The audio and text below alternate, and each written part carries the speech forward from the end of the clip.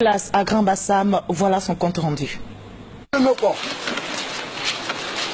C'est par là il a commencé à tirer.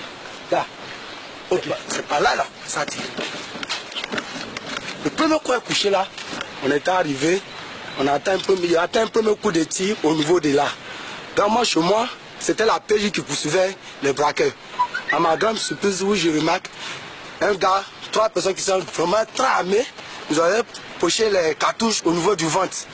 Ils ont trouvé le jeune frère qui est couché là. Ils l'ont abattu en même temps. Combien de victimes occasionnées par cette attaque? Aucun bilan à cette heure. Mais ce que l'on sait, c'est que le dimanche noir de Grand Bassam a débuté aux alentours de 13 h. Les ruelles se vident lorsque des tirs sont entendus du côté de la plage au quartier France.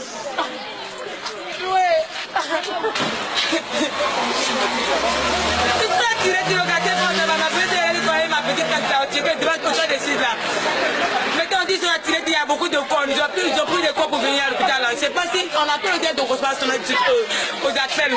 Le périmètre est sécurisé par les forces républicaines de Côte d'Ivoire et d'autres forces étrangères. Des fouilles sont faites sur les personnes qui sortent du site de l'attaque, pendant que les blessés sont évacués dans les différents centres hospitaliers. Les points névralgiques de l'attaque sont les alentours de l'hôtel Étoile du Sud. On était à la plage et puis tout d'un coup, on a vu 2 personnes en train de tirer avec des balles réelles.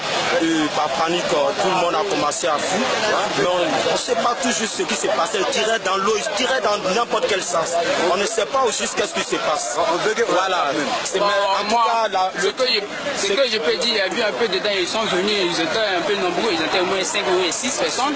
Il y a 2 qui sont venus, les gens, ils ont commencé, ils ont tiré 3 fois en l'air. Il y a 2 personnes qui se sont couchées à terre, mais ils ont commencé à les arroser. Et puis il y a d'autres qui nageaient, ils ont commencé à tirer sur eux en désert là-bas. Moi-même, j'étais à 60 mètres d'eux.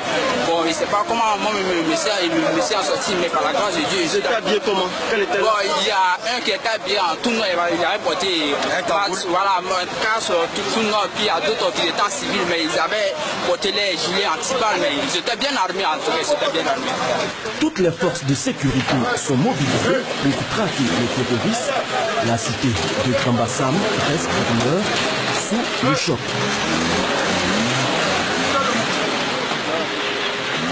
Le gouvernement